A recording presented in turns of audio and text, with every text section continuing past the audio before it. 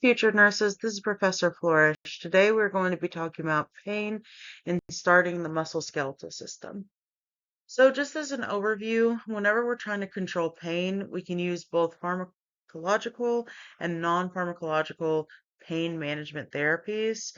And you want to remember that as nurses, we are the advocates for our patients a lot of times, so we need to take their pain concerns seriously. And you want to understand what is causing the pain, what's going on with our patient, because it's not normal for them to be in pain. So what can we do in order to help alleviate that? So the different types of pain categories we have are acute, chronic, nociceptive pain, and neuropathic pain. So acute pain is designed to be protective. It's basically our body's way of telling us that something's wrong, and it's supposed to be temporary. It's usually just self-limiting and resolves with tissue healing. So for example, if I break my arm, then I should feel that acute pain. You can have physiological responses, which is basically your sympathetic nervous system's fight or flight, tachycardia, hypertension, anxiety, sweating, muscle tension. You can also have behavioral responses, things like flinching, guarding, moaning, grimacing, any of those things that indicate that something's wrong. Interventions, you always want to treat the underlying problem. You can also have surgical incisions and wounds from injury can produce that acute pain.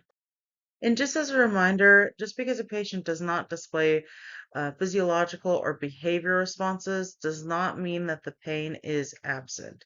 Always listen to your patient. They will tell you what their pain report is, and getting sleep does not equal pain relief. So though just because a patient's sleeping doesn't mean that there's not an underlying pain that they may be having. And know what their baseline is. What is normal for them?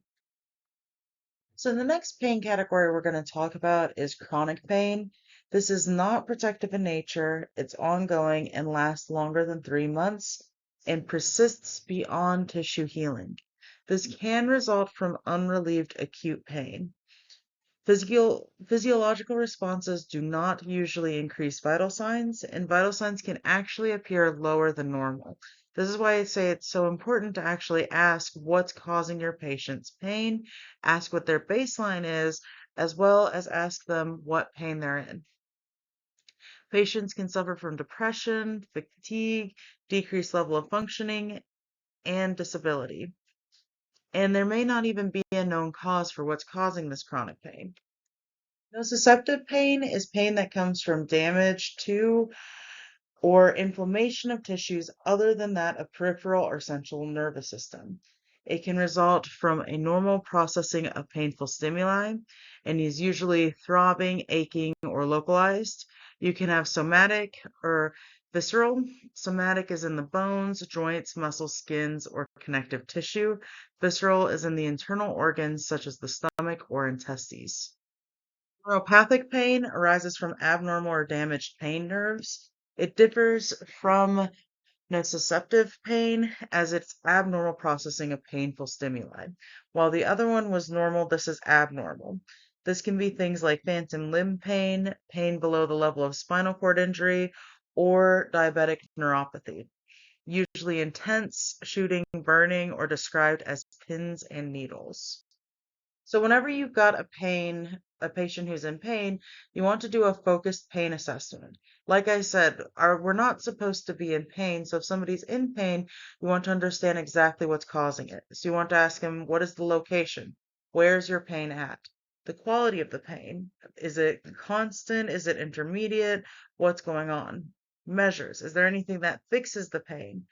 Timing, once again, how long does it last? Setting, is there things that you do that may fix the pain? Associated manifestations. Do you notice this pain with something else along with it? Aggravating or relieving factors. Is there something that makes the pain worse? Is there something that makes the pain better? So just kind of going through and asking all these different questions to get a very detailed account of what's going on with your patient's pain. Now, something I wanted to point out to you guys is the older adult and pain assessment. Many older adults will ignore their pain because they just feel like sometimes they'll feel like Well, I'm older, this is just how I'm supposed to feel. But any pain, we need to be assessing and understanding what's going on with it. So for them, you want to just ask one question at a time and allow the patient to have enough time to answer the question. So what you can do is sit down with them, ask the question, listen to their answers, because it may take longer for them to describe this pain or feel comfortable enough to actually talk to you about this pain. Once again, I keep on putting these reminders here. Pain is very complex, and you want to know what is causing the pain because pain isn't just like a simple, here's the problem, here's the opioid to fix it. There can be an underlying cause that's causing this pain. And there may take a number of different approaches to control the pain. One thing may not work. While heat may work for one patient, it may not work for another. So this is managing the pain with non-pharmacological avenues. We've got ice and heat, using appropriately, music therapy, talking, yoga, meditation, herbs, oils, all kinds of alternatives to using pharmacological agents. Now, with the pharmacological agents, we've got non-opioid analgesics, and then we've got opioids. The two main ones that you usually see are NSAIDs and acetaminophen. With acetaminophen, you want to watch liver patients. So if you have a patient who drinks a lot of alcohol, like they drink, I don't know, like 4 to 6 packs of beer a day, then you want to question anytime they get prescribed acetaminophen. Because remember, this can be very difficult on your liver, and you just want to make sure you're watching that. I wanted to also talk to you guys about morphine versus hydromorphine. Once again, just as a reminder, these are not the same drug. So, for example, if somebody has an allergy to morphine, then yes, they can take something like hydromorphine. But what I will warn you about with hydromorphine is it is 5 times more potent than morphine itself. So you want to just kind of be careful when you give it. They are look-alike, sound alike. I will also say true opioid allergies are rare.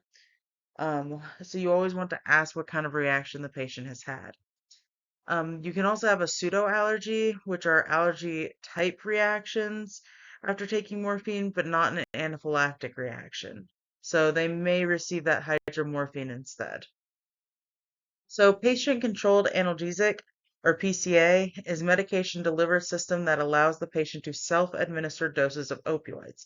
So this is very helpful for our patients who may have had a knee replacement or a patient that is going to be there for a long time and they basically want to be able to control their own amount of pain medicine.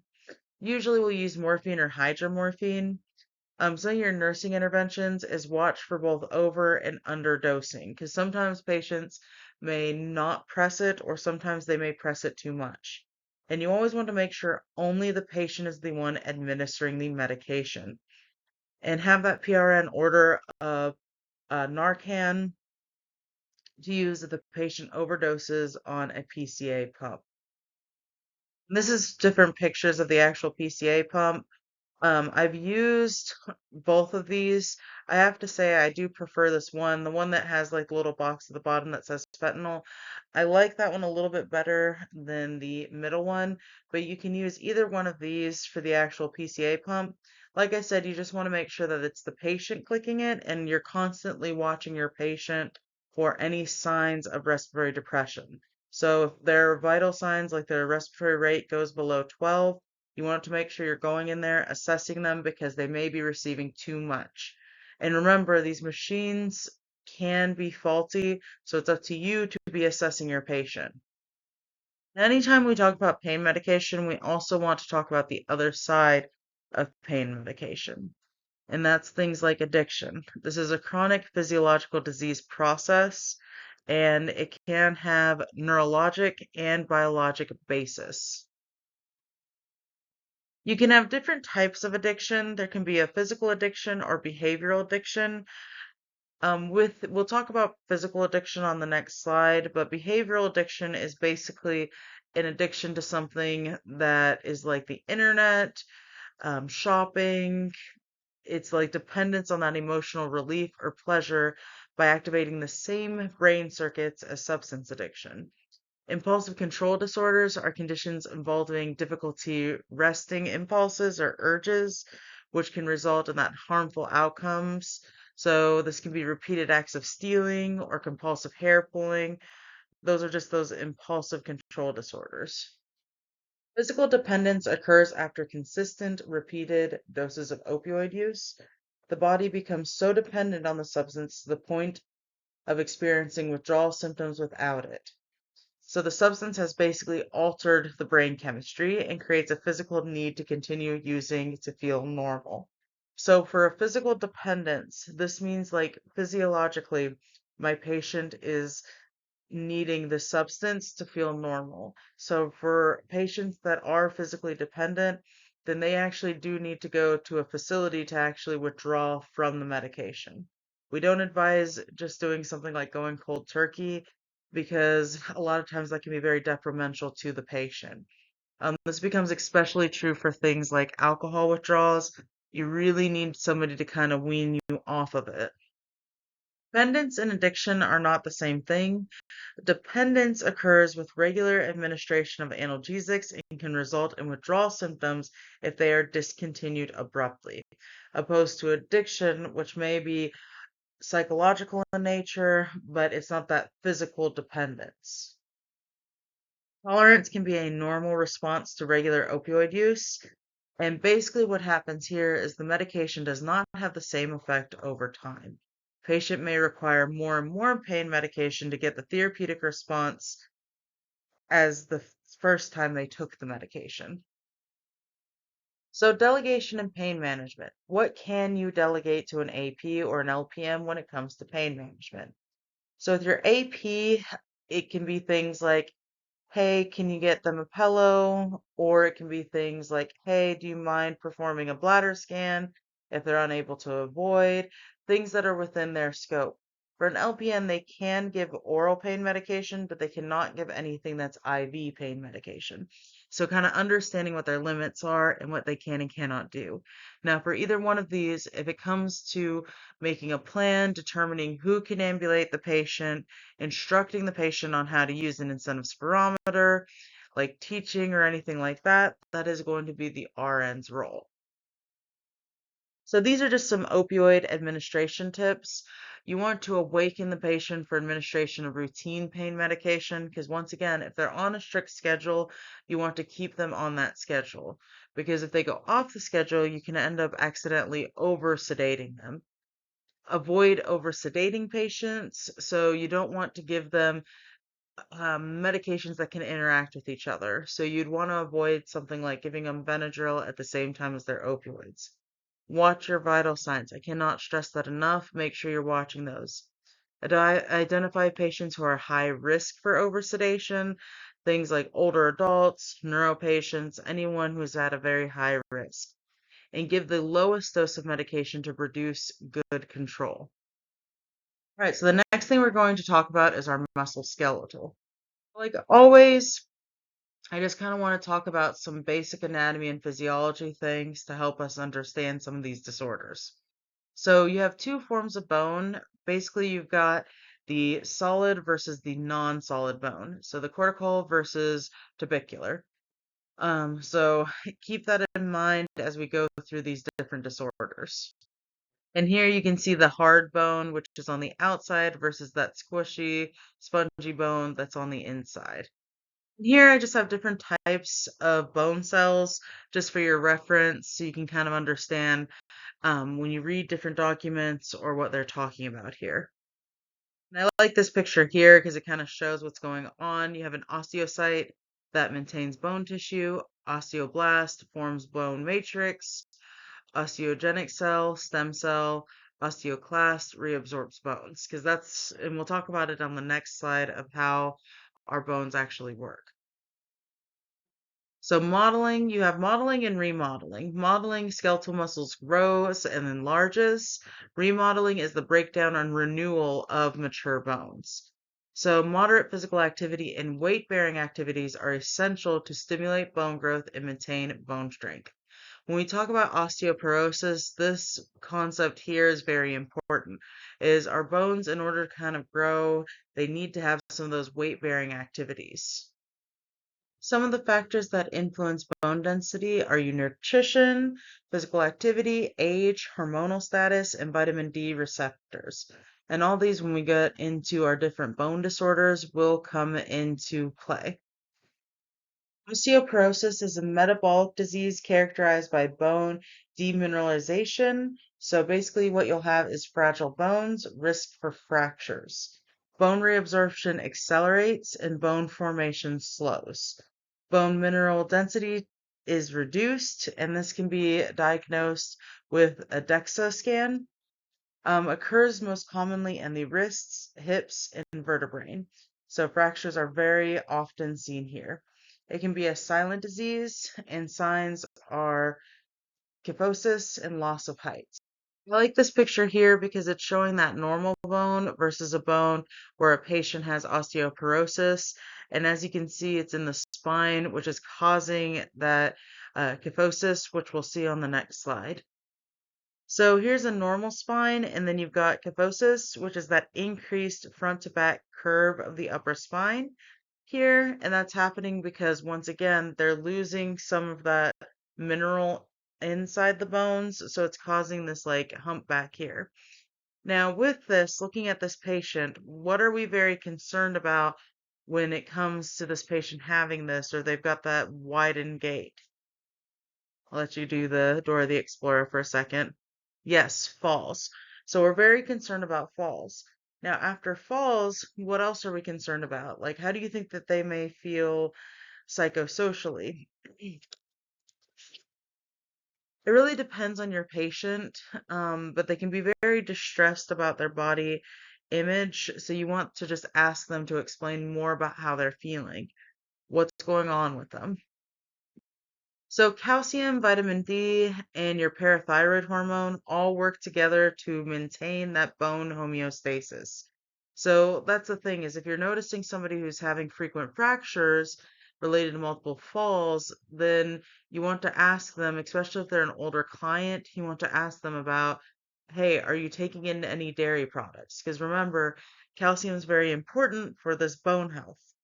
Insufficient dietary calcium or impaired intestinal absorption of calcium causes hypocalcemia, stimulates the parathyroid gland to release parathyroid hormone.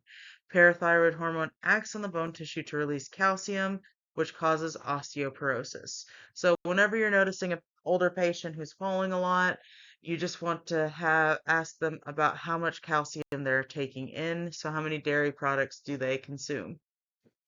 So we've got quite a few risk factors for osteoporosis.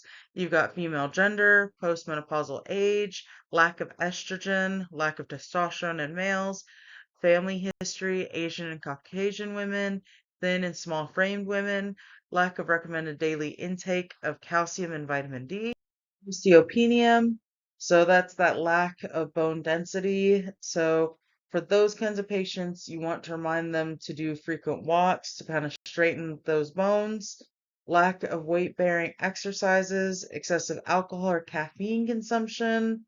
So making sure they're not taking as much caffeine in. Smoking, long-term use of corticosteroid steroids, excessive carbohydrate, soft drink consumption, gastric bariatric surgery, eating disorders such as anorexia, hyperthyroidism, hyperparathyroidism, and your anti-seizure medications. So osteoporosis can cause hip fractures, which we'll talk more about fractures on Friday, but I just kind of wanted to put these two concepts together. So basically what happens is, because remember, this is demineralization. So we're losing the minerals inside our bones. So the hip becomes unable to bear the weight of the individual and gives way, causing traumatic fall. Femoral neck fractures are very common. Death after a fall is often caused by complications that set in after hip fracture and immobility. So Malaysia is loss of bone related to lack of vitamin D, results in bone softening. So for these patients, you want to encourage them to take vitamin D3. The next concept is tendinitis. This is inflammation of the bone, which can often is a result of an infection. It can be severe, very, very difficult to treat, and often results in amputation. Some of your at-risk groups are things like IV drug users, clients with poor dentition, which is basically poor oral hygiene, diabetics, hemodialysis patients, and clients with long-term IV catheters. You also always want to monitor your post-op patients. And here we've got different pictures of osteomyelitis, what it looks like, and then what the actual x-ray looks like. And this infection will just eat away at them. That's what this picture is showing you, is once again, that's why a lot of times this ends up in amputation. So for them, their treatment is usually things like long-term broad spectrum antibiotics. This can change due to the culture of the bone tissue and often can be used as long as 3 months. So it really depends on how bad this infection is. Excellent wound care. I cannot stress this enough. With these kinds of patients, you want to make sure that you're keeping these wounds clean. Surgical care can be debridements, bone graft, and amputation. Osteoarthritis is a progressive deterioration and loss of joint cartilage and bone. As cartilage breaks down, osteophytes, which are these bone spurs, often accompany the empty space. Eventually, the space becomes so large that the pieces of the bone and cartilage float within the joint, causing crepitus and pain upon movement. So on here, you can kind of see what the normal joint space is supposed to look like. Then you've got these bone spurs and the cartilage loose there, and then that joint space narrowing, which is causing that inflammation. So some of your risk factors can be things like genetics, previous trauma, overuse, age, weight, occupations with repetitive stressful movement. So installing carpet, which can also place them at risk for chronic back issues, construction, mining, anytime we're doing the same thing over and over again, it can cause that osteoarthritis. So some of the symptoms can be things like pain, swollen joints, that Herbin nodules, stiffness in the morning. So some of your treatment can be movement, heat, and cold to reduce overall pain in the joint, especially in the morning. First line treatment a lot of times is acetaminophen. You can also use things like NSAIDs, medical marijuana, all these different kinds of treatment choices. And then if all else fails, they can do the total joint um, arthroplasty, which we'll talk about on Friday. So osteoarthritis versus rheumatoid arthritis. So I've got this picture here that kind of shows the differences between the two. We will go into more depth in rheumatoid arthritis in MedSurg 3, but I kind of wanted to put these together. And the main thing is with rheumatoid arthritis, you let the joint rest. With osteoarthritis, you keep it moving. So these are the kinds that you kind of want to keep it moving with osteoarthritis.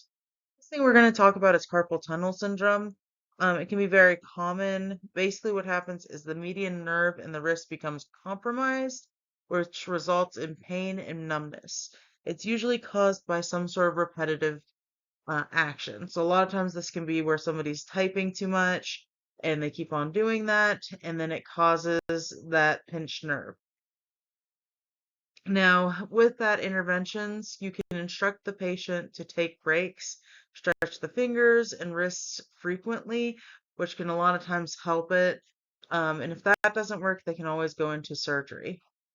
Hallux valgus deformity is the great toe basically drifts laterally, which results in this bunion. You can kind of see it on this picture here. Deviation worsens, bony enlargement causes pain. Interventions, you can get custom-made shoes. You can also get a bunionectomy, which is basically just that removal of the bony overgrowth. With a bunionectomy, healing is usually slow, related to that decreased blood flow to the feet. So this can oftentimes take up to 3 months. So the next thing is plantar fasciitis, which is just that inflammation of the plantar fascia. It's located in the area of the arch of the foot. It can be seen in middle-aged adults, runners, obesity, just basically anybody who's putting a lot of pressure there. Signs and symptoms, patients will report severe pain in the arch of their foot, especially when getting out of bed, and it's worsened with weight bearing. Interventions, a lot of times conservative management, things like rice, which we'll talk about on Friday, strapping the foot, shoes with support. And this is just a picture of the disorder. All right, thank you all. Have a good day.